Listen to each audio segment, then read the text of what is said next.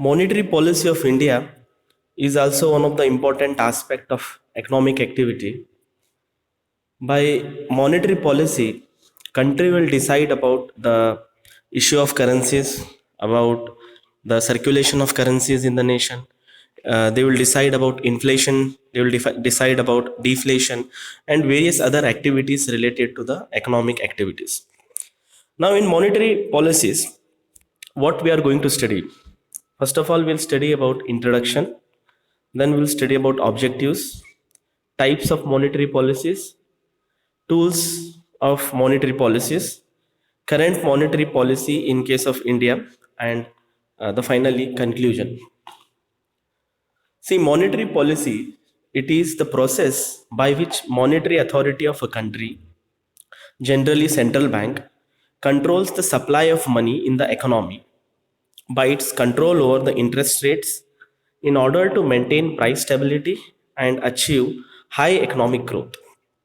Yes, to achieve high economic growth and to control the many monetary price stability or to maintain the price stability in the nation, RBI will control the monetary policies because RBI is the affects body of India. It controls all the monetary affairs of the nation. It controls all the monetary things all over India. See, if you see about monetary policies,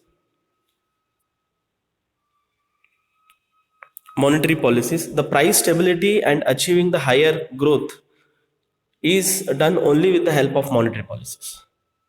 Because if monetary policy is not properly done, then you may see that the situation will be very bad for a nation. So that is the first policy. Now, what is the objective of having a monetary policy?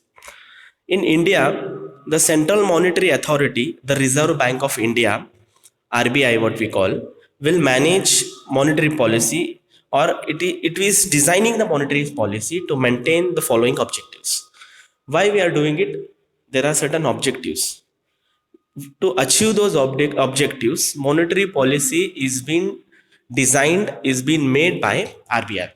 So, what are those objectives? First is full employment, price stability, economic growth, balance of payment. These are the four important objectives of having a monetary policy. If you have a monetary policy, proper monetary policy, then you can achieve these all four objectives: full employment, price stability, economic growth, and balance of payment. Okay, so full employment in the sense, it is the employment where there will be less amount of wastages, and here unemployment will get decreased.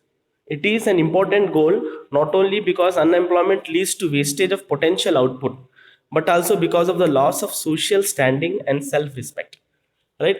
The monetary policy will try to make full employment.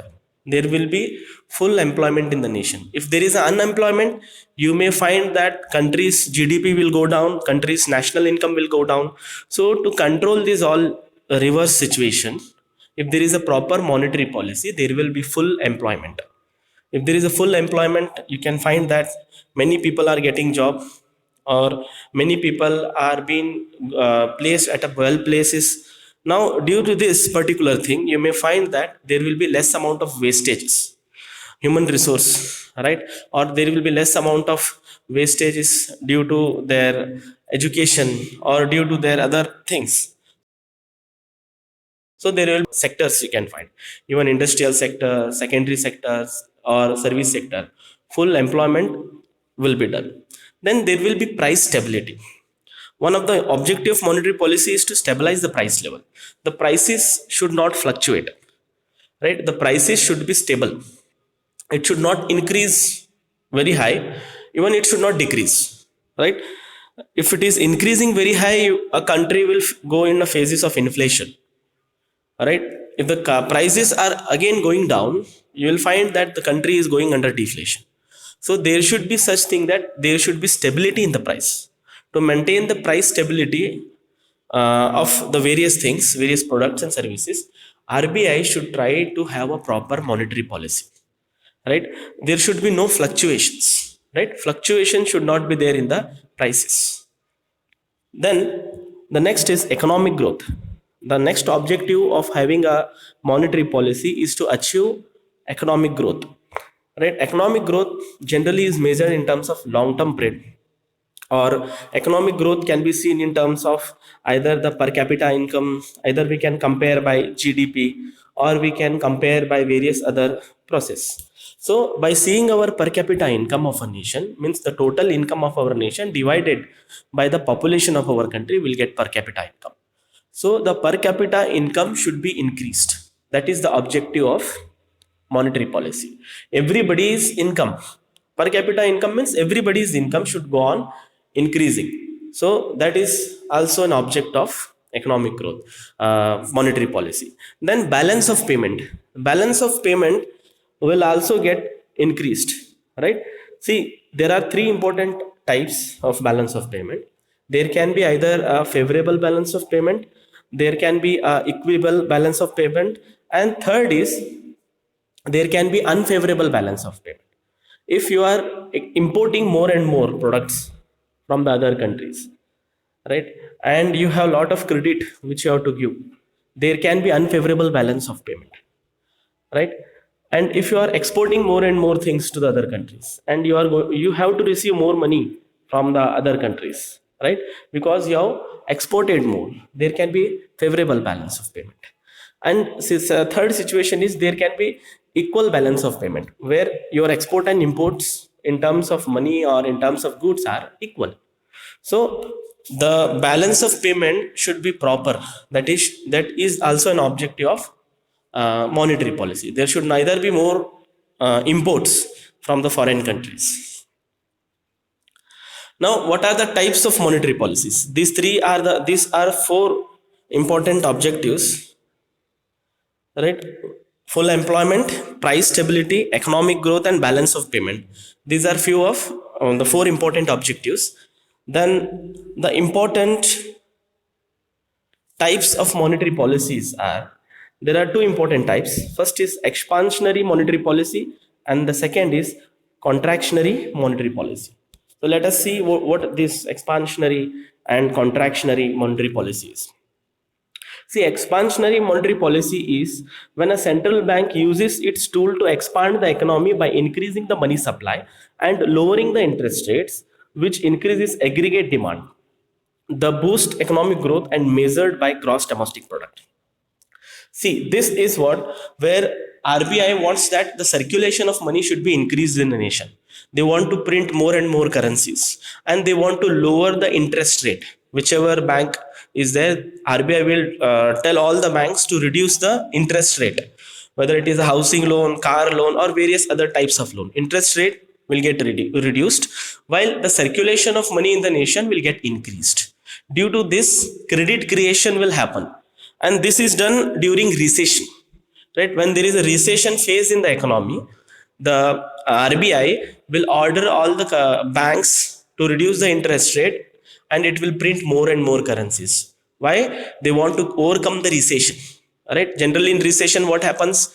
In recession, the prices generally are going up. People are not having sufficient amount of funds or money, so they are printing more currencies, and they are reducing the interest rate, right? This is called as expansionary monetary policy, right? Recession is temporary period of economic decline during which trade and industry activities are reduced. In recession, what happens? It is a temporary phase where the trade and economic activity will get reduced. It can be any factor. Like it can be some natural factors, it can be some war, it can be some industrial factor, technological factor. Due to any of the factors, recession has come to your economy, and now to control recession, you will be using a particular monetary policy, that is expansionary monetary policy.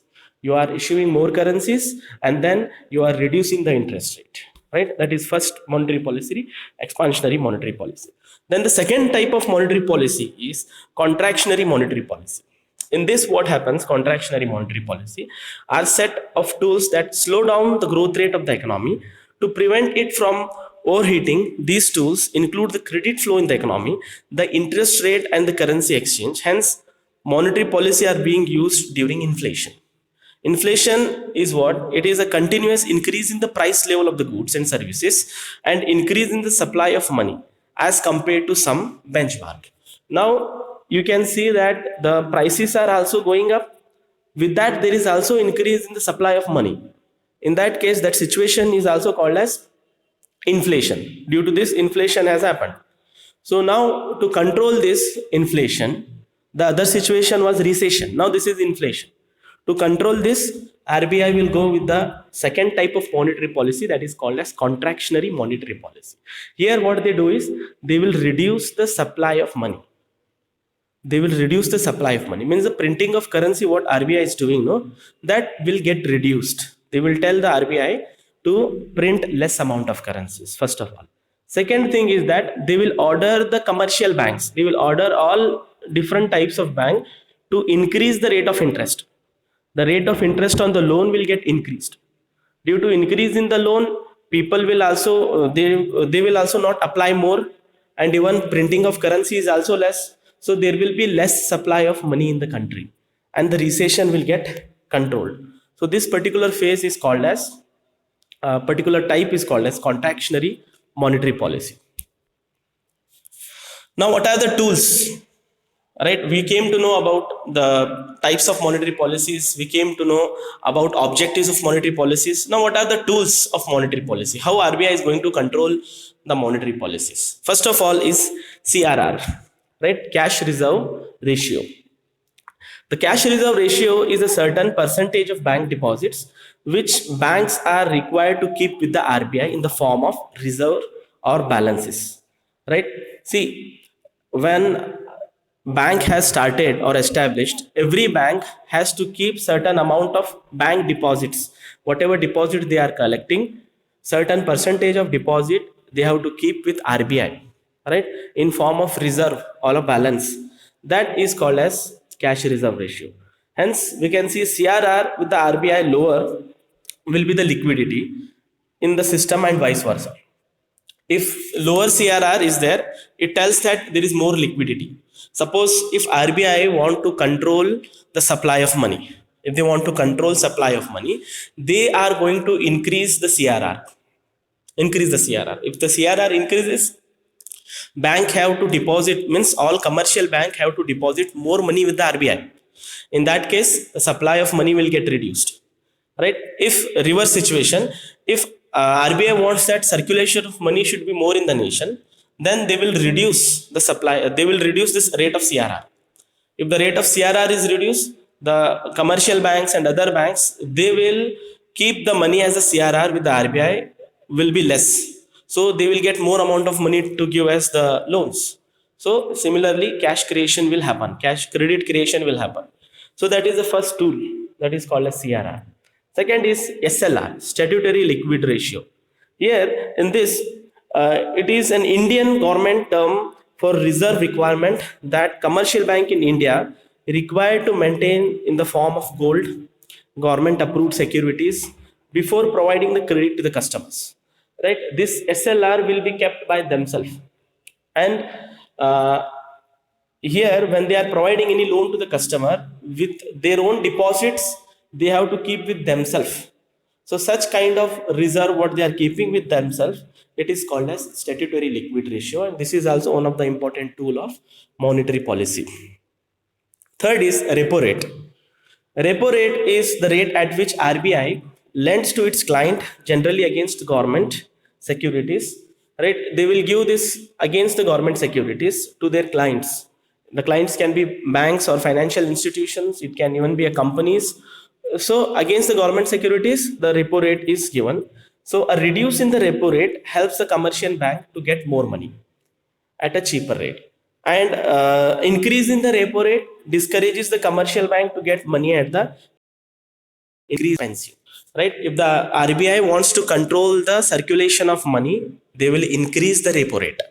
If RBI wants to decrease the circulation of money in the country, so they will decrease the repo rate. If there is decrease in the repo rate, it will cost less for the commercial banks. So they will get more amount of money to give to the customer as loans. Right? That is repo rate, also a tool of monetary policy. Similarly, reverse repo rate. Here in reverse repo rate, is the rate at which RBI borrows money from the commercial banks. The rate at which RBI will buy the securities or buys money from the commercial bank.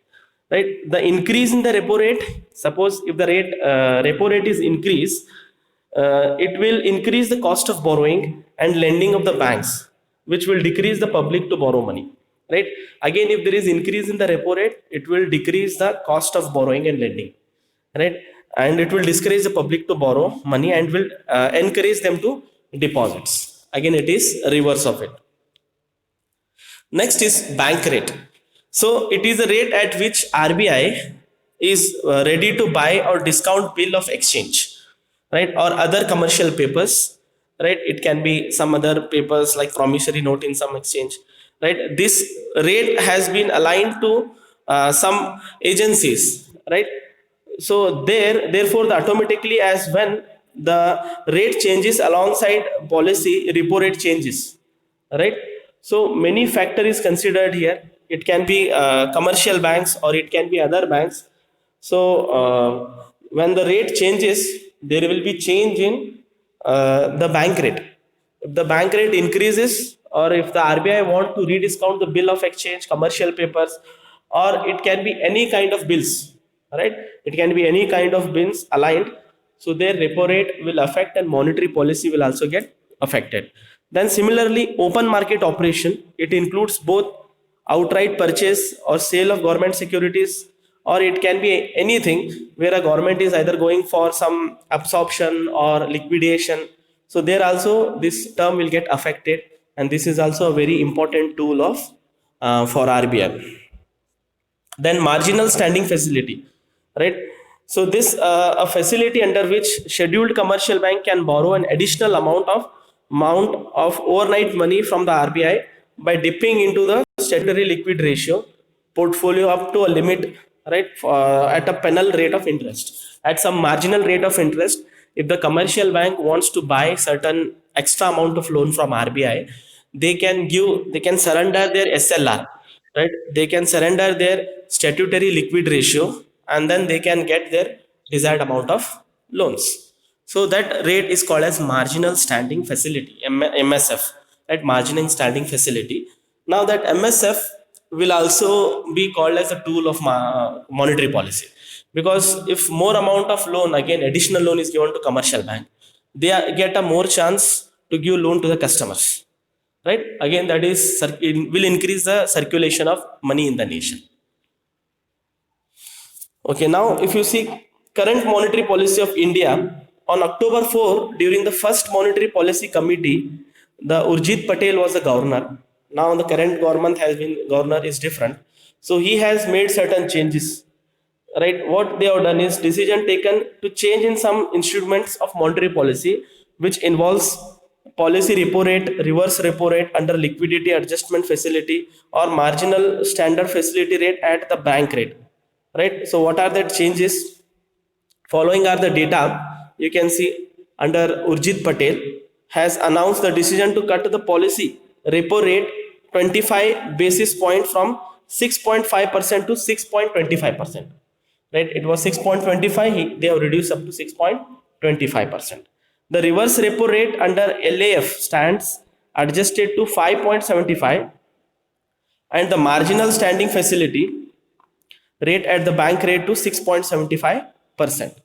Right, now following you can see repo rate at 6.25, a reverse repo rate at 5.75, marginal standing facilities at 6.25, right. Then CRR, cash reserve ratio at 4%, statutory liquid ratio at 20.75%, bank rate at 6.75%.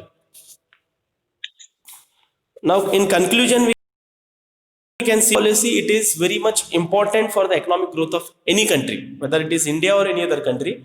Monetary policies are one of the most important policy of any economic aspects. The instrument in the monetary policy will play a very important role, whether it is a inflation, deflation, or it can be a stagflation, or it can be recession.